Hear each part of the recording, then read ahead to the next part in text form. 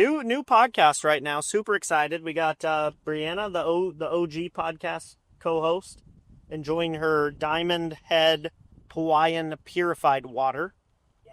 And my guy, Andre, Mr. Privileged Bow Hunter. What's up, folks? Out here. And we're at Bushwhacker Archery Club. Mm-hmm. Fun spot. Oh, yeah. We did a little battle today. Oh, yeah. How'd it go? Break it down.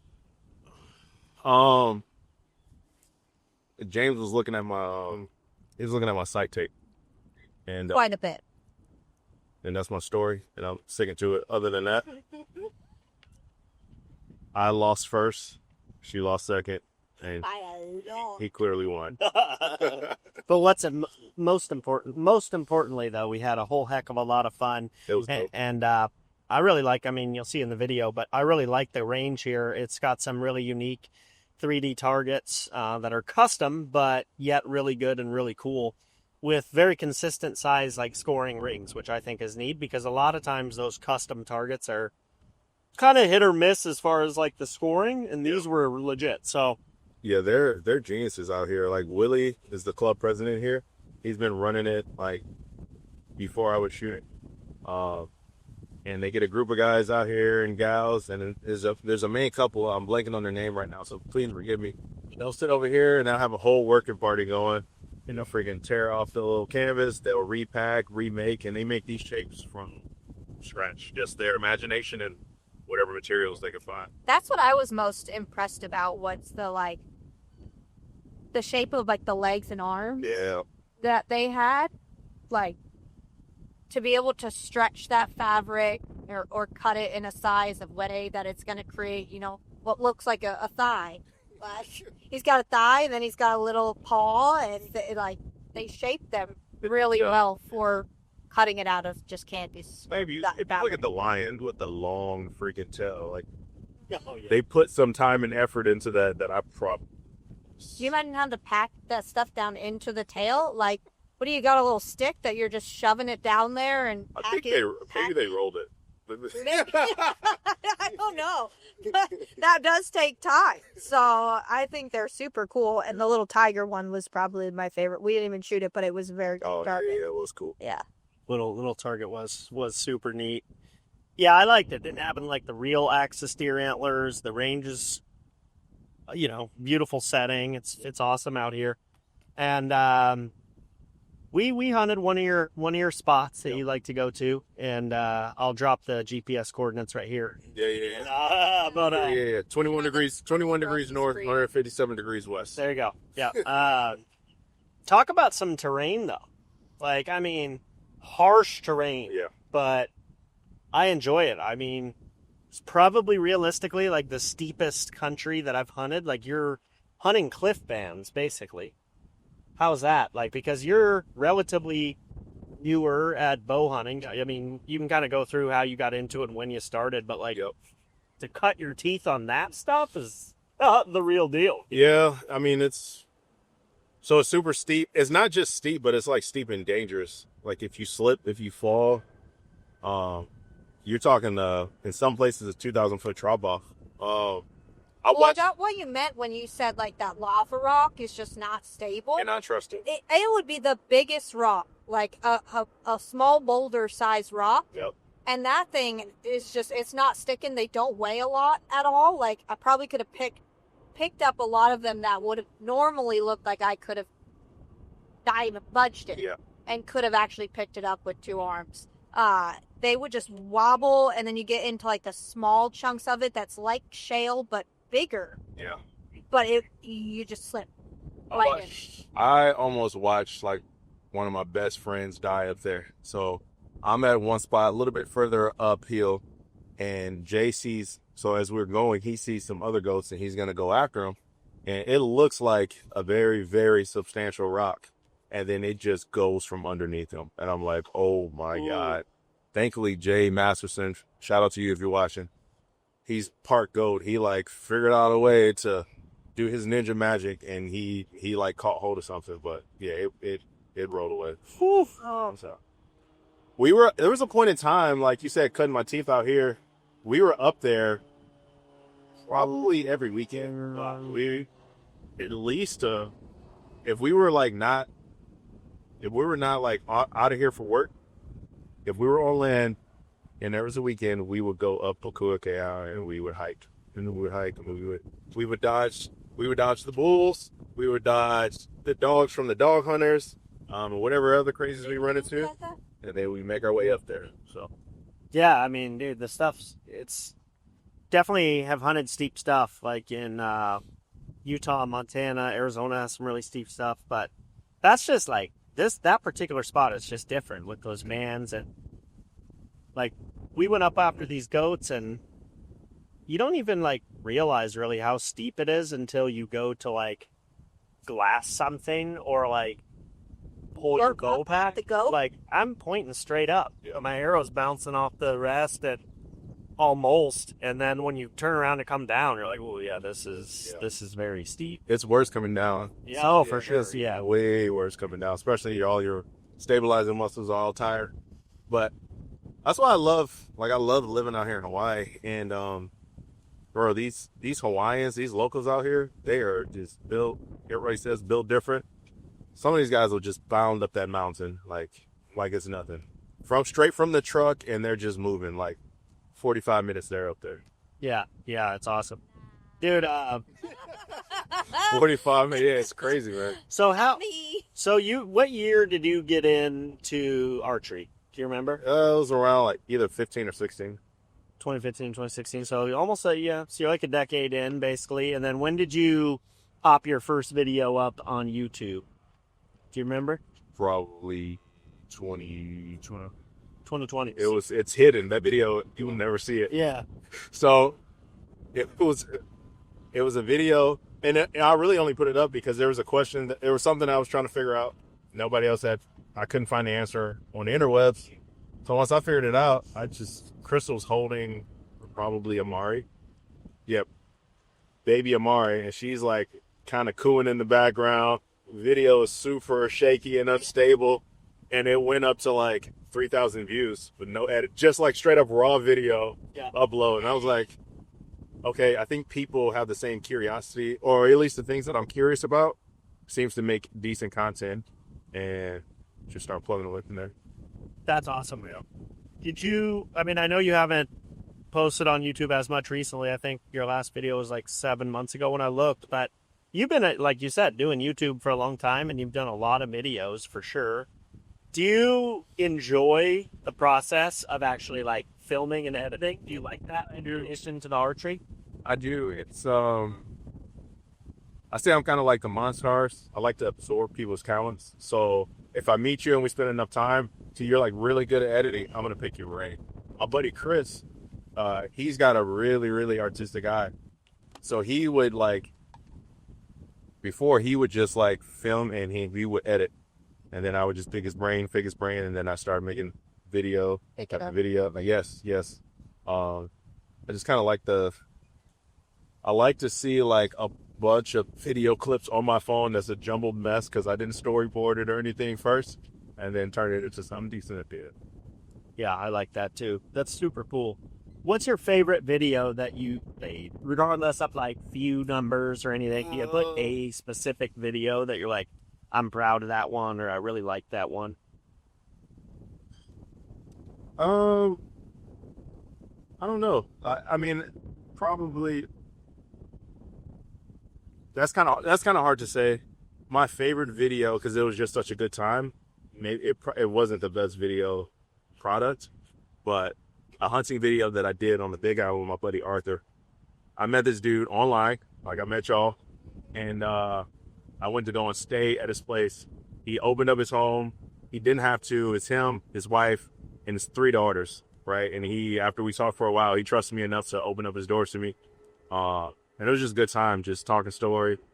This dude's got he's completely self-sufficient over there. And that's kind of what I would like to do once I retire. He has a big greenhouse. He has all his vegetables. He's got all the pigs he can hunt.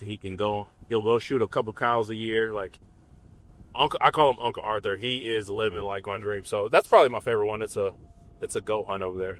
That's awesome. Yeah. That is fun. We were talking about that on I think the first day here we were driving, James had one of Rogan's podcasts up, and they were talking about like stats in like the Amish community and whatnot.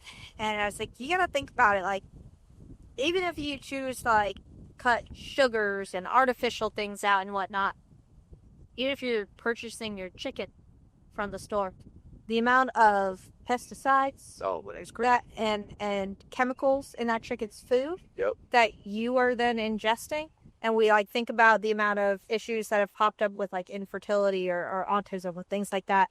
And I'm like, that's not just from one generation. That's from multiple generations. I grew up drinking that Michigan water. So it's like, I joke about it with Shades all the time. We'll pass animals or whatnot, and I'll be like, Shane's gonna have chicken. Cap go. It's like, nah.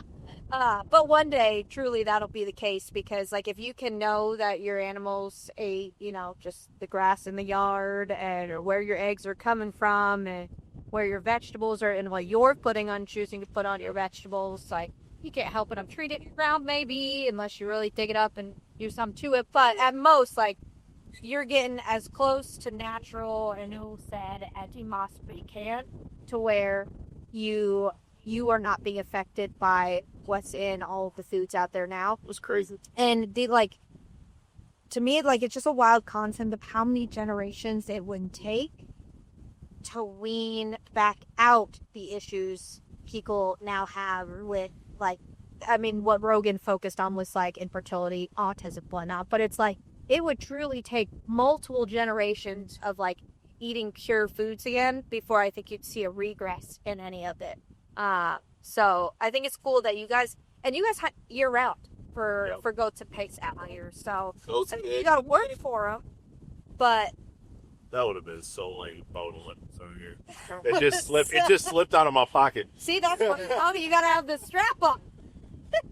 Problem is when you take it off that strap and then you lose it in another state. But you guys, so you can hunt goats and pigs year round here on this island. That's got to be kind of cool. And again, you guys talk about that too, like the amount of tries you could get at things. Like, you would pick up exponentially faster than someone who's waiting to like live on drawn tags in the West Coast backbone. Yeah, so I mean, if you live out here, you buy your hunting license and then you go hunt. There's no tags required. You mess up one weekend, as long as you can get off work, like it'd be yeah, it was. I would go and hunt like 3 or 4 times in a week, and I had, thank you, Crystal. I don't know how she supported this, especially like those first 3 years I was hunting. At least 10 times a month for a couple years straight. Psycho pace. And she wouldn't complain. Once I started shooting animals, then it would, then it was easier for her to justify. And then, but then the Amazon packages start showing up, right? Because now I shoot something, and now I need a meat grinder because, and now I need a vacuum sealer, and then. And I remember the homies who like taught me how to shoot and taught me how to bow hunt. I was like, man, I can't wait to shoot an animal because I know it's going to be so much cheaper than grocery shopping. And the whole car went crazy laughing. I'm like, what? That is insane. Everyone jokes, like, I think that is maybe one of the most common misconceptions when you're new to it, especially when you're waiting to draw tags. And like James put in for New Mexico, which is a lottery state. And so you just put in for as much as you want. And he always goes in with the idea that maybe you'll draw one, and I'm like, well, shoot, that one's still going to cost me $3,000. Like, if you divide that over the course of 12 months or whatever, I mean, your natural meat is not cheap. No. And that's not including your processing fees if you're taking it to someone, or the equipment that it costs you to purchase if you're doing it yourself, your archery equipment that you have to pay for or maintain in order to shoot that animal. You start adding all those things up, and it's like, this is not cheaper than grocery shopping, but it's better for you. Since I hopped into another obsession, that I haven't spent any money. Like, I haven't bought a new arrow. I still have plenty of fletchings. Like, I realize my obsession with archery is way more expensive than what it actually costs to hunt. You can buy a $500 setup, right? Get you a decent set of broadheads, and you can reuse if you're willing to resharpen. I bet all in all, $2,000, you could probably go a couple years without spending another dime. Oh, easy. Yeah. I think you could even do less than that. I Think mean, so? oh, dude, because I mean, a Diamond's Edge 320 is a more than capable bow. Yeah. It'll outshoot anybody. It comes as a kit, and it's like you're out the door for $500. You go buy a dozen friggin' entry level V-Force Victory arrows. You go get I don't know, Muzzies, Yeah. some sort of entry level broadhead. That stuff will shoot far better than even I am capable of shooting, or someone who's very good. And then you just shoot stuff. You know what I mean? Like, I think you could. It's when you fall down the rabbit hole. I think with $1,000, you, especially if you're in a state like Hawaii where you can get a license and hunt all this stuff year round. I mean, dude, I think $1,000 could carry you like years. Yeah. Excluding fuel, things like that. But like, dude, I think hunting. I mean, obviously, yes. If you're doing a moose hunt or a bighorn sheep hunt or a grizzly bear hunt, like a polar bear, like you can definitely drop money hunting. But if you're doing that, it's for obviously, yes, the meat, but also way more of experience. 100%. Like a life experience. But I do think it's really cool. To your guys' point earlier, the amount of opportunity to hunt here. Because the only place I've hunted like that is in Africa. In Africa, you can hunt a lot of big animals at one time with just going, and that's sort of like here. And that's really, really cool. Like, if you were a local here and really wanted to become like an excellent bow hunter, you got all the tools at your disposal because you can get so much practice in. Yeah, if you're new, this is the best. At this point, like, as long as I've been hunting, 10 years in, I don't think that I don't know how many animals I would have put down if I had to come up on the mainland hunting, because I would make a mistake and literally 2 days later, I'll be right back out there.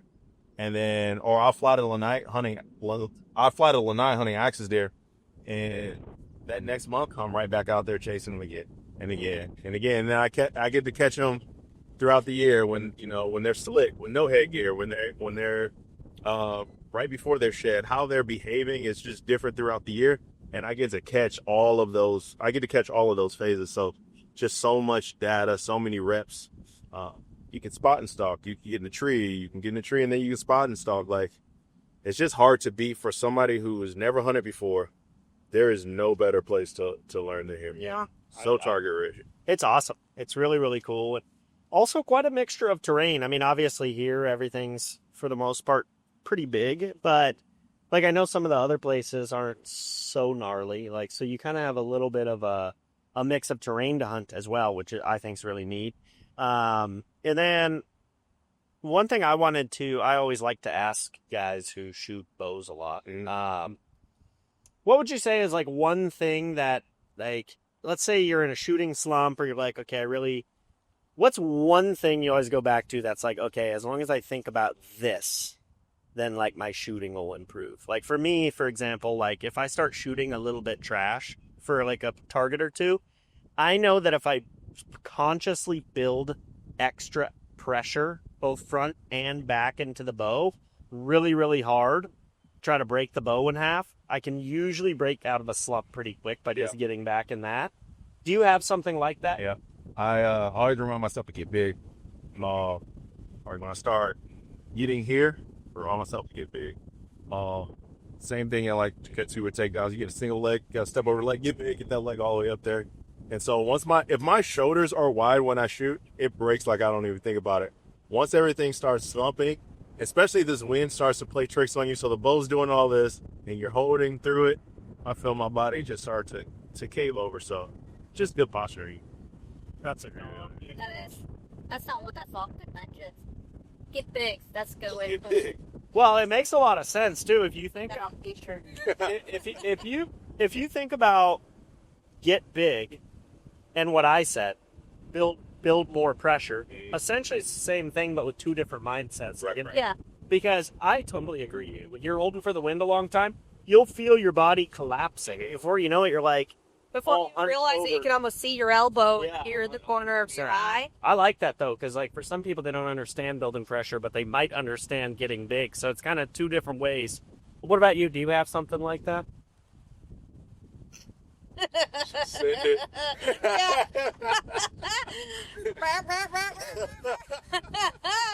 Yeah, that's about it. I'm not yeah, I've been shooting for quite a while, and I just prefer to a happy fun phase at that point, so I don't get it a Z base. And usually after a little while, I kind of forget that I was caring, and so then I can go back to actually trying to like practice shooting good again. And usually I get back into it. It's when I allow myself to fester in it. So like if you just got to pull back and like for a few targets, just have fun. And like even if you pull yourself out of, not physically out of whatever game you're playing, but like out of the mindset of like, I'm gonna get a 12 fairly. I'm just gonna shoot for fun. Put my pin on it and I'm gonna hold it, pull through. But that's like just a mindset thing. You just gotta talk to yourself while you're shooting. And the conversations that happen afterwards, like don't focus on the shot that just happened. Like I don't care what I get. I just shot, cool. Someone pulled my arrow, so I don't even need to see it, and just boom on. And then after a little while, you kind of forget about your slump and get back to it. Yeah. Slump's bad. No, I think that's good as well. I mean, I have seen a trend in competitions especially, but even just brand competitions like today or like a tack or something. I have noticed that a lot of shooters, once they have a bad shot or two, forget about it, dude. Their mindset. Very hard to get out. Oh, yeah, they can't get out. And the good shooters can like make a mistake and just like get back on the trend and like be good again. You gotta lock in, bro. That's it. You just got to get back on it, But yeah, man, this is fun. I'm glad we got to link up and shoot some sticks and go on a little hike, and we're gonna do more while we're here. But what has been? You've been out here 15 years in Hawaii, Yep. right? A long time. Long. What is your favorite thing about living out here that maybe aside? Let's eliminate the hunting aspect. Yeah. Just like more lifestyle. What's your favorite part about living out here that maybe would surprise people or people wouldn't think of when they think Hawaii? The people are so good, man. Like I live, so I've never. It's only been a short time where I lived like in the military community. I live like out, we call it out in town, right? I've always lived out in town, and I've always been shown so much love. If I had to leave, my neighbors would always look out. They grab a trash can for me. They hit the lawn with the weed whacker if I needed. Like if you show the people in Hawaii love, they will show you so much love. They will feed you until you can't eat anymore. They call everybody's auntie, everybody's uncle. What I like, every time I would go back home on leave, and if you just hesitate a half second at the light, everybody's laying on the horn. Nobody's doing that here. So just the... Except for when James steps out in the front of traffic at a green light. Yo, like chill, today. you gotta chill, Dave. He looks at the green light and it ranges with wrong fight. And so he steps as soon as he sees the green, steps right into the cars that are stopped as they hit the gas. They're like, "What you doing, buddy?" Well, the white dude just stepping out in front of the locals' traffic. I'm like, Well, the funny part is they actually didn't even honk till like 45 seconds. See? yeah, Like, it did. It was actually the car after the car that almost hit you that honked. It was really funny. That is good. No, like going to Lanai, my buddy Rick Shane. Whatever I need, he just freaking hooks it up. And the people in like the archery community here, not like just hunting, not just shooting archery, but if you're at like YPO archery range and you happen to leave your vehicle open, you're probably gonna be fine there, and they're probably gonna watch out for you. So it's just a real sense of community. Our church is out here. We connected with this church right when we got out here because 4,000 miles away from home. Don't kill me in the comments if I'm completely wrong. But nobody to watch us, and then having like pastor, his wife to kind of be adult parents for us out here probably kept our marriage alive too. So Wow. yeah, it's just a big family out here. That's amazing. Yeah. Well, you got to think, like, you were young, obviously, first coming out here. And so you're stepping away from any form of family, whether you're close to family or not close to family. Like, you just secluded yourself on a small island 2,000 miles away from the mainland with just you, your wife, and nothing else. Yep. And you're like, In a studio apartment. yeah, hope you enjoy. I'm going to go deploy, find something to do. Like, Yeah. you know, finding a sense of any sort of community, you know, be it the church at first, and then now finding the archery community, like, and now the jiu-jitsu community. Like, you find your way, especially in the military, where you really do seclude yourself at times, unintentionally, but because of work, to find somewhere to make friends and make family, which is vastly important, because otherwise, like, it's just you, your partner, and you're taking it out on each other. Oh my God. Them years in that studio apartment was wild. Was that the real test of fate? Yo, listen. Pro marriage tip from a non-pro. Y'all are I know you gave up. Listen. So I put shorts on the other day for that hike. Literally never put pants on. I got cuts all over my legs, and I was sweating so bad. I'm like, I'm not putting these pants on. So I'm going up there all the way to these goats in these shorts. And that is what I did. Yo, like having in that studio apartment, you can't just go in another room and act like the problem isn't there, because the kitchen's right here, your bed's right here, everything is right here. So you're like, okay, we might as well look at each other and talk this thing out, or else we're just gonna be mad walk in the little big apartment. Luckily, I'm with the biggest communicator in the world. He never wants to stop talking. He goes to bed and he's like, I want to go to sleep. Yeah, that's good though. It's much needed to find places to fit in and feel like you can, you know, learn something and meet people and whatnot. Now, my question is, like, you're basically a local at this point. Ooh, No, you in trouble out here? no, they're like, no, you're not. No, you're not. You've been here 15 years, though. Yep. That's a long time to be, again, thousands of miles away from the mainland. Yep. Do you feel, it is very off topic, kind of, but, like, do you feel like a U.S. citizen, like, living, like, just on a tiny island? 100%. Yeah. Yeah. I guess the military probably changes that a little bit, though, you know? I wonder sometimes for, like, people who live here, like, especially, like, Guam, like, you know, with lots of talk about it, but let's talk Hawaii, I guess. Like, if you never take a flight back and forth from the mainland, it's like, do you even connect, I guess, with this whole other entire So the country, problems, your country? so the problems that everybody has on the mainland, I ain't got none of that stuff here. Like some of the stuff that, like the political stuff, the tensions, left, right. Like I'm kind of blinded to all of that out here. That's got to be fantastic. Yeah, it's like, 'Cause if it's hard it to wasn't have for a social state media, that's so different, and you're like, oh, okay, this is different from this one, this different, oh, new problem at this one, and you get to see it all from state to state and how vastly yeah, different from that they are. aspect, I'm so dialed out. Yeah, That's nice. Yeah. Well, yeah, I mean, I see what Brianna's saying. Like, obviously, Hawaii's part of the U.S. and part of the States, and everyone's But you're proud. proud Yeah, of it. but I get what you're saying. Like, it is like a separate thing just because of the not being conjoined. Same with Alaska. You said the same thing about Alaska. Yeah. Because it's way up there by Canada. They're like closer to Russia than a lot of U.S. You know what I mean? Like, just kind of like it's just a different thing, you know. But it's still a part of the whole spiel. What I Yeah, love but about this it place- is the island time. James knows I'm not like a go. I love that. I'm like, I don't care if it takes you 20 minutes to make my fast food. Like, some people may. I'm a big fan. Like, I just like relaxing. Oh, like relaxing up.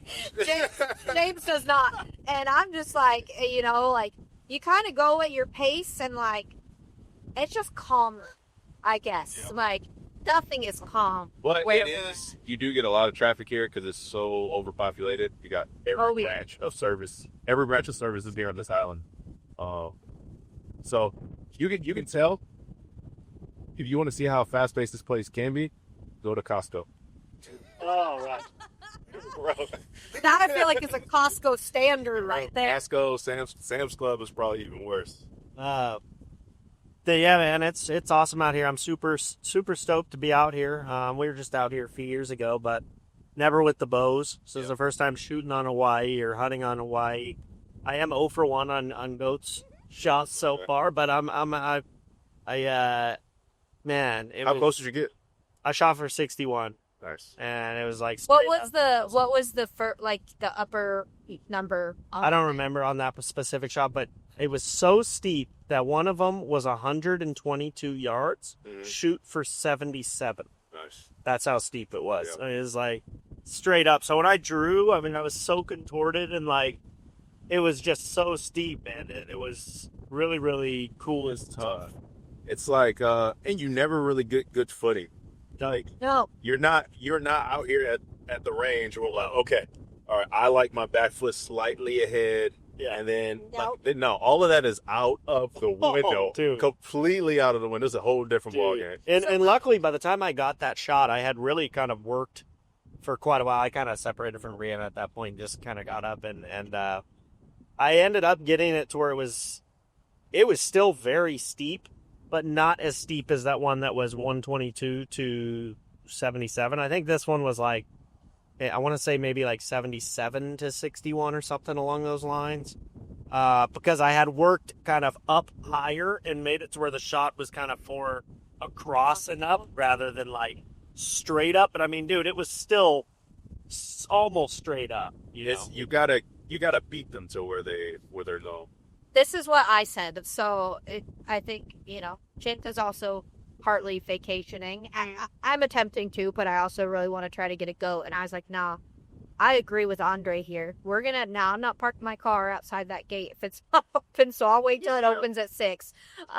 But go through that gate at 6, out the door by 6:15, and just try to get as far as possible up the mountain and just wait. And You see can if call start the to get DLNR.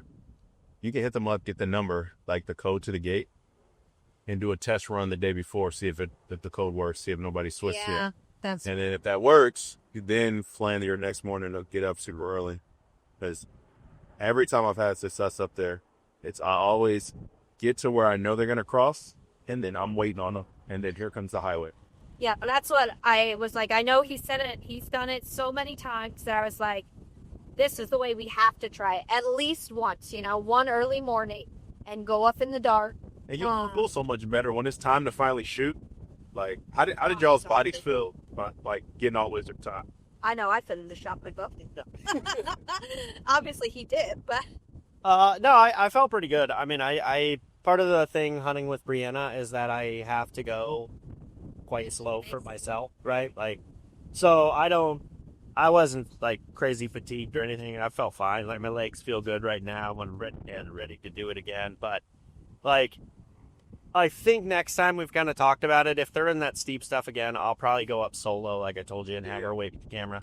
Then I'm not already up there. Then I'll blast it in about double the time. So like I'll be fine. Like my cardio's and not compared to some people, but like for me it's pretty good. So yeah, I'm excited for it. But we found our good little zone kind of like right below where I got the shot. Oh, it's a bedding zone. There's a nice bedding area, like nice set of trees. It's dark. You can trails in there. There's a bunch I of know beds exactly you what can you're talking see. about. Yep. There was pee all over. Yeah, I always just go up there and sit and like Mhm. eat a sandwich and lay back. Yep. If you worked up there and just sat there in the morning waiting, like at least then you can more optimally plan because you're already there. Was the grass super tall right there? No, we So were there- basically in the jungle. So the first goat that I shot was a nanny over there, like where y'all were talking about. And like I gave up on finding it. I didn't really give up, but I'm like, okay, I'm gonna sit down, I'm gonna eat, I'm gonna drink some water, get my mind right. Jay, he keeps looking. He comes back. He's like, "Oh, you found it." I'm like, what? "Bro, don't play with me right now. What are you talking about?" I turn around. The nanny was 7 yards behind me, dead in this tall grass. But since he came from over the top, he saw it. And that's how we found my first goat. That was insane. No, we were in some stuff that, like, I think I may know where you're talking about. So a little bit further to the right, there's like this huge cliff wall. GPS is on its inbound. Yeah. On X map. But no, like where we came up was where it starts to curve, and like it's just you can't see the rock bands continuing inside of there other than the giant rock that sticks out for you to see. But like you're just in nothing but you're under trees and rock and shale. And so like I wasn't gassed per se because we had stopped a couple times as we had gotten closer and we could hear them so close. And but it got to a point in there where we were hitting like one of the actual rock bands where you're either gonna have to climb up the rock bands, like rock climb, or parallel it and get to the point where you can like curve and come up. And so that's what today we'll say hidden behind this, kind of go and then work up. And it got to the point there where like he got out in front because I was having to go so slow because it was so steep to make the right steps because You don't want to die. more nervous than he is. And you don't want to die for 15 pounds of meat. No. So I was going slow. We got to that point where I guess he said that he had told me 3 times, like whistled, did something, try to get my attention to just go to film on the phone because he had both the cameras at this point. It took the 3rd time for me to even hear him. And so I just stopped where I was, dropped my bow like, basically like this on some rocks and tall grass, and pulled my phone out. And all my weight's on my back leg holding me up the hill. My front arm is holding a boulder to keep some of the weight off my back. And the other one's holding the phone. And that's like all I got. And so he shoots and then he's slowly, safely trying to make his way back down to me. I'm trying to keep the clip rolling till he walks down and tells me, tells us what happened. And he sits down like, oh, good, he sits. Okay. So I'm still holding myself onto the rock and filming. I'm like, in mid-talk, I'm like, James, we got to move. This isn't working. Jesus. My leg was starting to shake because all the weight was back there. It reminded me of when I did that freaking mountain peffery shot. And like, I shot nothing like this uphill, but very uphill. And all my weight just the whole time sitting there holding the bow on my back. And you have no idea, like, well, you have an idea. Lots of people do not, but like what those incline cross hill shots do to you. Yeah. That like when you don't have incline, decline, whatever. It's when you don't have the footing. Yes. That like you're relying on like very specific muscles and a lot less. You feel your foot like it'll just go like spasming, just like you're like, what? My body's never done this before shooting. I'm not nervous. What is going? It's just all spazzing out. Yeah, it is. It's some tough. It is tough stuff here. Like it is not for somebody to like leisurely say, oh, because you can hunt year round. Like let's go for a weekend and hunt goats in Hawaii. Like I mean, you can. You can. That doesn't mean you're gonna get a goat. It does not mean it. But yeah, so you also can run dogs out here, which James has never experienced before. I have run dogs. I'm interested in take on dog hunting too out here. But if you don't, if you feel like giving your opinion, you don't have to either. I got no opinion. I personally, just having been a dog runner in the past, I do love it. Yeah, I do. I know the dogs love it. It's what they've been bred for generations to do. So the dogs want to go use their noses. We would throw GPS because they'd have two. They'd have a backup and the GPS. Then we'd have a backup tracker on them. That's more of like this like satellite thing you just hold out and when you get closer, like your AirPod does. But oh, nice. But we're out there and we've read the sign. It's like, oh, you can't dog run from February to July. So like we won't at least run into any dogs. Oh, of course. I don't know if it was. Why would you run into dogs in June? The sign clearly said no. No dogs. It's like gun laws. Brianna's trying to get me and Andre canceled right now. No. to be fair, none of these dogs had collars on them. And so, like, no collars at all, period. And which, again, some people are brave enough to do that because, Could be one. like, some dogs are trained well enough or just are smart enough, like, they'll come back home after they've done run 10 miles. But they could have also been a wild pack of dogs. Yeah, it could have been. But these it's dogs come up. And if you've ever seen dog running out east, we have like normal sized dogs. Mm-hmm. And then some older people will run beagles because they're small, so they're easier to catch. Okay. They're like this tall. And when you see a beagle running a deer and the deer came by like half an hour ago, and then you just see this little pack of beagles coming by, it's like, and they're like covering like 2 feet every 10 seconds. But their little legs are going. They're not catching that deer. But so James is waiting for me to come down. He's like filming a clip at me, and then all of a sudden you hear, and just like, this is pack of wild dogs. Listen. But they were tiny. So I'm laughing. James like, I'm about to get eaten by some wild dogs.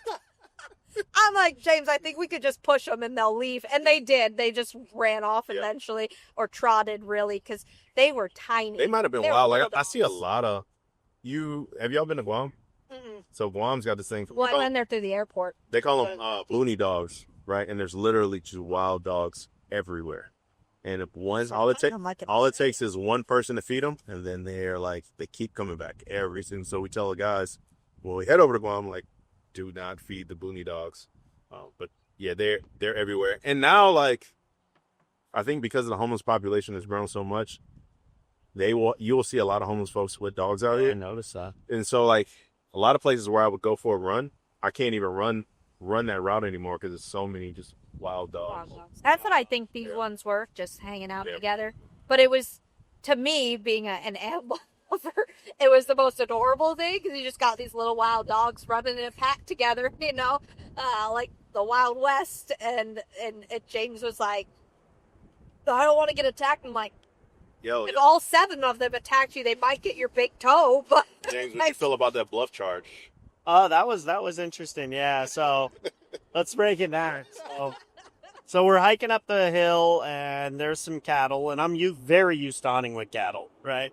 Yeah. And these ones, I whip out the camera. I'm filming a little clip of them, and that sucker bluff charged me from like 10 yards. Notice I kept walking when you stopped. You were like, "Ew, he's got some interesting ears." I'm like, "Oh, I wonder how the ears got like that." These cattle fight out here. Like, they must attack each other. So this thing legit had no ears, like a fighting dog. Like, its ears had been bit off, chewed off, ripped off, like by whether it's brush, other cattle, who knows. But it had no ears. He wanted left. anything that you were ready to give him. Oh, 100%. Yeah. Probably ran into those dogs how many times? That dude was You know what I mean? that dude was a scrapper, sure, and he was ready to go to blows.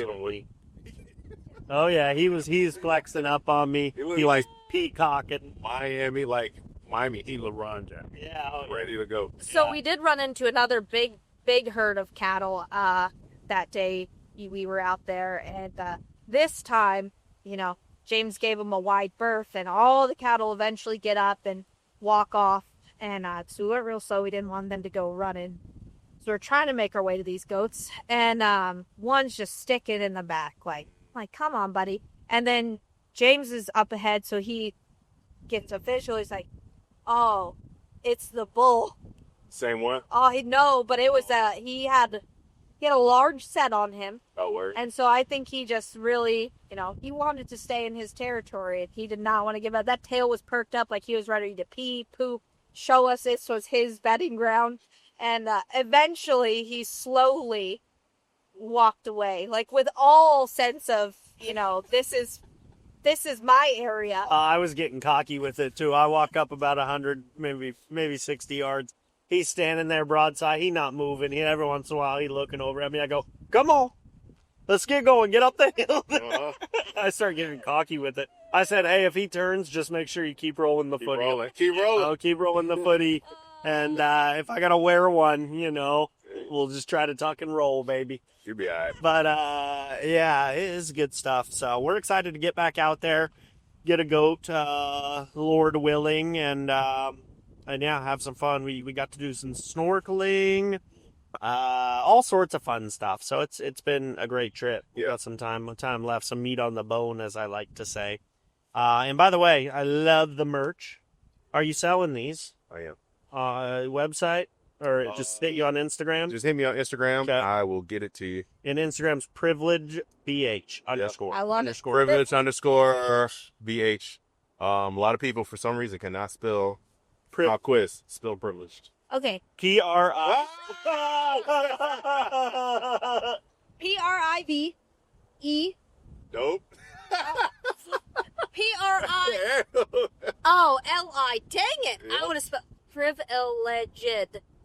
I found out by I spelled taking it this wrong. YouTube name that so many people cannot spell privilege. That's the same with Crazy. same with disciples. Everybody Really? spells it DE instead of DI. That's crazy. Read Yeah. your Bible. Read your Bible. Read your Bible. Open up Matthew. Maybe New Testament. And a lot of times people will leave out the. A lot of times people will leave out the S or the C. Oh yeah, I did that. So fun fact, I ran the podcast logo for over a year. Yep, it was Bo Dickaples for a full year. No one ever noticed it until James did a before and after of the redo. It said, anybody notice a misspelling in the last logo? Yeah, that logo was trash. Multiple times he said, we'll go back and redo the graphic. We just never went back and redid it. Nobody noticed it until after we pointed it out. But yeah, read your Bible to figure out how to spell disciples. Please. So have you ever gotten to hunt the mainland at all yet since becoming a bow hunter? Nope. It's all been Hawaii. Ooh. Been axis deer. I'm waiting for the invite. We Somebody. can make that happen. Mountain We peccary? can make that happen. Mountain peccary. How's a javelina sound? I'm down. Yeah, that's one of Yeah. my favorites. I'm down. We'll take it to that same mountain that mine was on. It's going to be like a cakewalk compared to this for hits. If you fall this steep, That one is That one is beast. steep. That one is is steep. so for sure.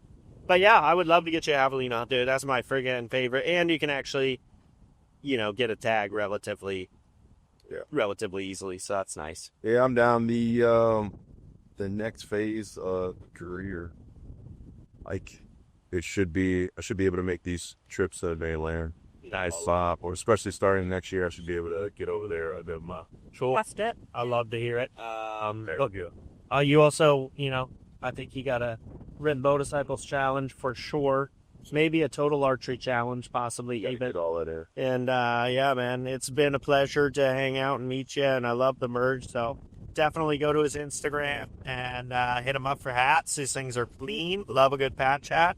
And Richardson can't go wrong. So subscribe to the YouTube. You're back in the game. Is that right? I'm back in the game. I've been revitalized. A little bit about me, I will go down a rabbit hole. And then, was it 2022? I started, I did a little bit of jiu-jitsu before that, but then I did a tournament in 2022. And no matter how much my kids and my wife were like, you got it, daddy. I won first match in gi and no gi, and then I got smoked by the same dude in both. And he's just bouncing in the middle of the ring fresh, and I'm completely cooked. And I had to get my lick back. And so I started training once a week, twice a week, 3 times a week, and now it's at 6, 7 times a week, twice a day. Good Lord. That's a lot. But to come out here and shoot, check it out. I made 4 arrows. Way more. You got the Jimmy down there. There she is. There she is. While he doing this podcast is sponsored by podiumarcher.com. Use code PUMSTATION to save 10%, almost website wide. So go hit that up while we get this wind fixed. And Well, you can't fix the wind here. we're getting the wind blocker Jimmy fixed. You can't fix that. You can fix the wind. You just you shoot before or after Brianna. Yeah. If you shoot before or after Brianna, you have fixed the wind. Do not at the same time as me, because I swear it'll be dead the whole time. It's not like lulls, it's just dead. And then as soon as I pick the bow up, it's like Hurricane Martha is coming through here, and the wind gusts. But Show us these bad I am boys. revitalized. Crystal was like, what are you doing? I was sitting at the table. I brought out my good old freaking Fletch kit. She was like, why are you building arrows right now? Did you knock to them? I'm like, so we're about to go and shoot a little 3D challenge in about 45 minutes. So I threw these all together, and I am back in the game, folks. Hey, and you know what? The best part is, he came with 4. He's returning with 4. They're all Gotta love it. They're all still money, dude. Guess Now, what let me he's ask you a got at the question. end of those arrows too. Do your field tips have the rubber grommet on them? Yeah. Nope. So they come loose all the time, or no? Nah, I think I don't know, maybe some action between the footer and here kind of helps it to bite. But they come a little bit. It's not like I'm losing them in the target or anything. No, but like they'll rattle on you. A little bit. Yeah. Yeah, I always kind of. Yeah, so there's these field tips that blow my mind, dude. They have these rubber gaskets in them, and those suckers never come loose. Yeah. Ever. I want some bad. Yeah, I had some. I bought them from Lancaster a while back. I just had them at Hunter Grain, and I would, you know how it is. Sometimes you go matchy, and so since I had some of the other components, I just went out with their fizzles. Well, Now, are those wraps you have on the end of your arrows there? those bonings, baby. Yeah, I'm a boning wrap fan. I've tried a bunch of other wraps. I've tried different colors, but boning's like straight up white. When you're glassing, trying to see if you made a decent shot, just seeing that little bit of red on the wrap, just white, it gives me a little bit of patience to stay over here and wait before I go and kick up the arrow. That's Do you a pro feel move that, right there. Do you feel that wrap, like, you know? What's up? Do you feel that wrap? Does it just out what your FOC? Is it just out the window because you threw that 6 grain wrap onto the This back of 6 that? grain wrap kills my FOC with this 600 grain arrow. I can't. Yeah, it just I'm comes. such an idiot. I love it. It's become this meme because for whatever, I come from the East Coast. Wraps are like a normal thing, Okay. you know, like there's no big deal about a wrap. You throw that thing on there, you want some color to be able to find your arrow, see your arrow, like, or you just think it's cool and pretty if you're a girl, whatever. We threw wraps on. I move out west. So They're like, there's clearly a that wrap there. is gonna make or break your shot. Your arrow is just gonna hit the ground. Your flock, it's gonna be over. It's you know, you have lost the right percentage. You'll never be able to gain it back. It's like, got 6 grains. How about you just go from 4 to 3 fletch and you're just fine. There's your 6 grains back. But like the other thing What is, if you already run 3? Then 6 grains ain't gonna kill you, buddy. so this is a family feud you guys got going on right now. It is. Brianna thinks it's a feud. For me, it's not a feud. She just, you know. It's now become a thing because I'm not really a West Coaster, but now, like, I've met a lot of West Coasters. They all, like, without fail, they all say the same thing. They think wraps are, like, they're just, like, the worst thing. I'm like, Hey, I can't get behind that 6 grains is going to kill you. I can't do it. All right, if it is, then your setup is not good. Go ahead and drop a comment, everyone, in the comments, and let us know if you're team wrap or team no wrap. bro, if they buy all of my Bruce Bowhunter hats, I'll stop using wraps. Until then, Yeah. Shout out to Boning. You know, Yeah. friend of the show. You gotta love the Blazers. Good to hear the wraps are nice. Maybe and they're easy to take off. Yeah. You know what I mean? Like when it's time to refletch, that's just for me. Like scraping glue off of the shaft is annoying. I'd rather just hit it with a hairdryer, pull it off, throw a new one on. I'm clean. That's a good, like, Clean. this banner says not pro tips. It's full of pro tips. Just Because that is a big complaint a lot of people have about wraps is that, oh, well, when I got to refletch, like, it's so much work to sit there and scrape off the wrap. Pro tip, hit it with a hairdryer. Well, and try boning possibly. Shout out Yeah. to boning order. Shout out. Yeah. So anyway, privileged bow hunter. If you want pro tips like that, this is your guy right here. You come full to hunt pro- ghosts in Hawaii, wear shorts. At least until it comes time to maybe put pants on. I do recommend, though it is hot, when you hit that brushy jungle stuff. James is looking like he got mutilated a little bit out here. Oh yeah. Your arms. You're all scratched up, bro. Well, Freaking the so problem is scratched. James will not. So we have a buddy back home who, like, he will purposely, if there's like a cat claw bush or whatever, he'll walk around the bush. Mhm. Like, he is not walking his kuyu material. You may know who I'm talking about by now. and his bow through that cat claw. James, Send it. every time. I mean, we went running after these javelina this past January, sprinting across the canyon, down a drainage and back up. And it was, I mean, when you got down there into the thick stuff, James was just like mailing it through there, not stopping. I came out, I thought my strings were going to fall apart and bust because of how much cat claw we ran through, and they didn't look good after. That is for sure. But so James could care less. He'll just run through the thickest of bushes, whether it's covered in thorns, whether it's like... It's not your problem until you get a shower. Yeah. Oh, dude, it's actually pretty funny. Like, I'll have brands or people go, oh, these pants right here or these boots, like, you cannot wear these ones out. I go, I bet. Within a week, I've toasted those suckers, dude. I freaking boots especially, bro. I'll blow out boots so fast, but I think it's because I hunt a lot of stuff like you have here, rocky, steep.